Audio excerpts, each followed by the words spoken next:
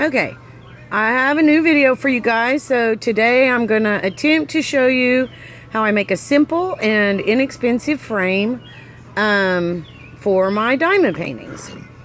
So hopefully you'll be able to see what I'm doing. Have my camera kind of rigged up here.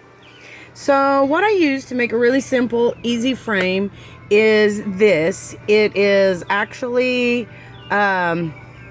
screen frame. Like if you needed a new window screen in your house, you can buy this at Lowe's or Home Depot. I bought it for a 60-inch window, and so I got 4 pieces that were 60 inches long. I cut them. I can cut them pretty easily with my scroll saw, but you might want to use a hacksaw to cut them.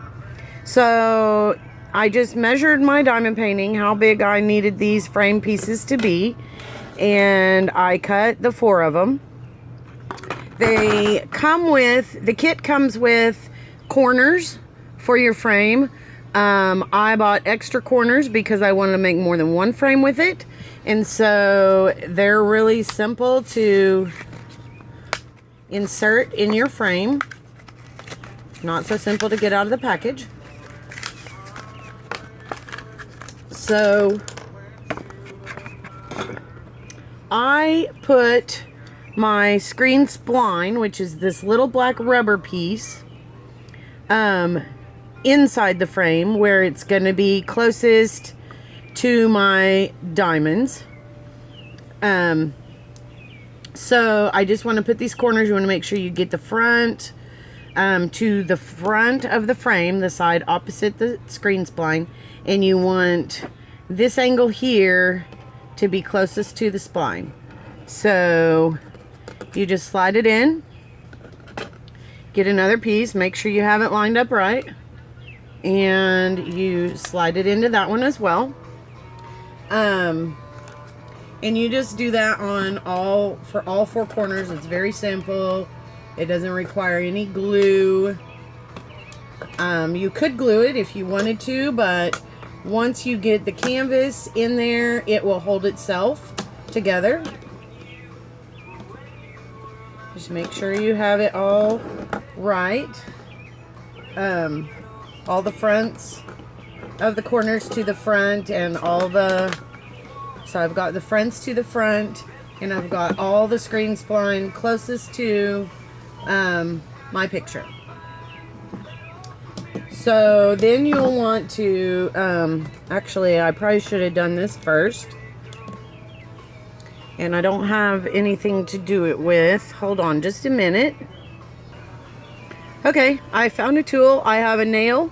You just want something that's got a little bit of a pointy end, and what you're gonna do is you're gonna stick it in here and just pry up this little rubber piece out of here. And once you get it up a little bit, you can just pull it right out. And just lay those to the side. So I'm going to go ahead and do that, and then I'll be right back. Okay, I have all the pieces of my screen spline out, so now you can see there's like a little ditch in the frame where that goes. I forgot to mention, you also will want to pick up one of these tools. It's a screen splining tool. I don't know if you can see it. It kind of has, on this end, it's just a solid sort of piece. It's like a pizza cutter, but it's not sharp. And then on the other end, it has like a little groove in it. So the first end that we're going to use is this solid end. And what we're going to do is we're going to lay our diamond painting, and this is the hardest part. We're going to lay the diamond painting on here, and we're going to get it, I made it so that the diamonds come right to the edge.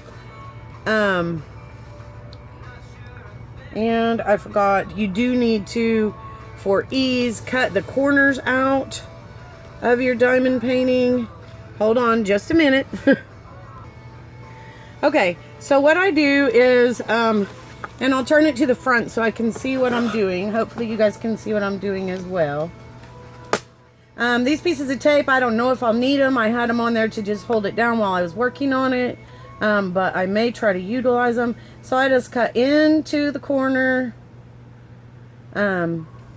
just maybe like past the very first diamond, and then I cut down the other way. So you basically have like a little square notch cut out of your corner.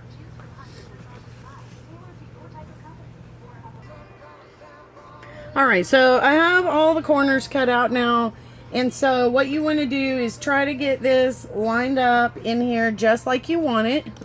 And then you're going to hold it down, and you want to use, again, not the grooved edge, the other edge of your screen spline tool. And you want to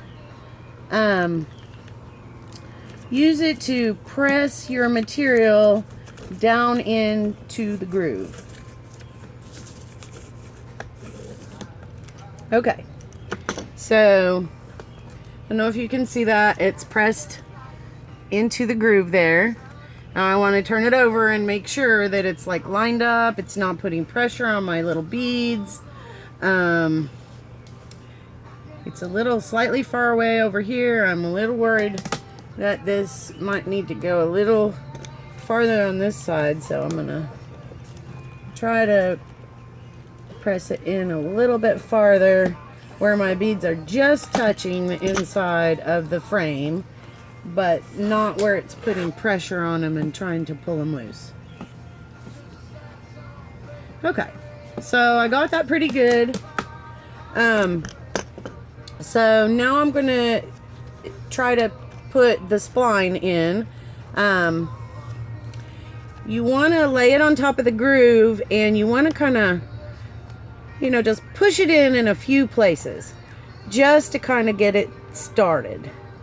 And I push away from the painting so I don't pull any more of my painting into the groove. If it pulls any excess, I want it to pull it from this extra. So I just push it in a few places. It's still going to be kind of loose.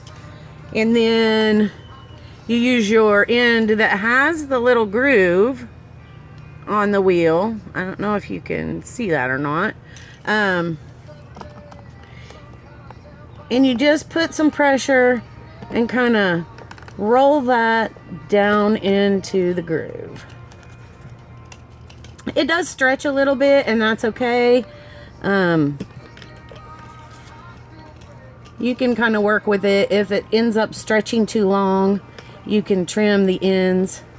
That piece went right in there. So I'm just going to turn it around. I don't know, maybe you can see it better from this direction what I'm doing. And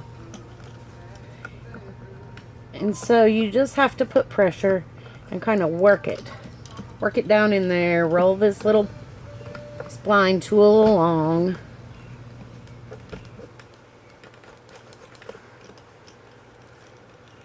And eventually you'll get it all down in there. So now, as you can see, I've got the top part in the frame. It looks good. It's lined up good. And so now I'm just going to do the other edges, and I'll be back to show you what it looks like. Okay, so now you can see I've got the screen spline in on all the sides. I got it all tucked down in there. We do have this excess around it on all four sides, what's left of your canvas. So normally I would use my X-Acto knife to trim that off, but I don't know where it's at right now. So I'm going to use, these are my favorite scissors.